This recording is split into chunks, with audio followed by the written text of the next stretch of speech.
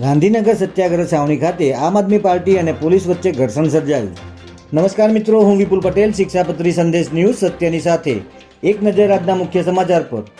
ગાંધીનગર સત્યાગ્રહ છાવણી ખાતે આજે આમ આદમી પાર્ટી દ્વારા દિલ્હી ખાતે ચાલી રહેલા કોકરોચ જનતા પાર્ટીના આંદોલનના સમર્થનમાં તેમજ કેન્દ્રીય શિક્ષણ મંત્રી ધર્મેન્દ્ર પ્રધાનના રાજીનામાની માંગ સાથે આંદોલનની જાહેરાત કરી હતી, જેને પગલે સવારથી સત્યાગ્રહ છાવણી તરફ જતા રસ્તાઓ પર બેરિકેડિંગ કરી બંદોબસ્ત ગોઠવી દીધો હતો। ત્યારે આમ આદમી પાર્ટીના નેતા અને કાર્યકર્તાઓ આંદોલન કરે તે પહેલાં જ તમામની અટકાયત કરી લેવામાં આવી હતી। જોકે આજ રોજ શિક્ષણ મંત્રી ધર્મેન્દ્ર પ્રધાને પોતાનું રાજીનામું આપી દીધું છે।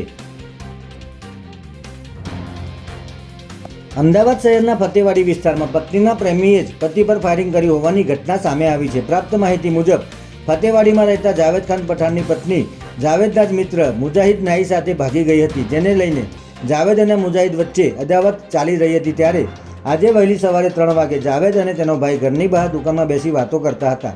તે દરમિયાન મુજાહિદે જાવેદને બંદૂક બતાવી જમણા હાથ પર ગોળી મારી હતી। ગોળી મારીને ત્રણેય ત્યાંથી ફરાર થઈ ગયા હતા। ત્યારે વેજલપુર પોલીસે ગુનો નોંધી મુજાહિદની ધરપકડ કરી છે।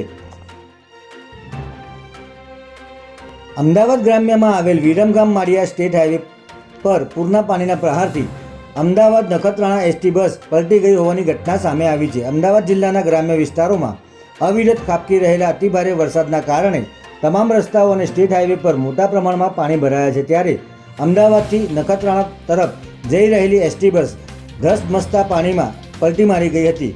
ઘટનાની જાણ થતાં ઇમરજન્સી ટીમો તેમજ સ્થાનિકોની મદદથી તમામ મુસાફરોને સહી સલામત બહાર કાઢી લેવામાં આવ્યા હતા। જય હિન્દ, જય ભારત।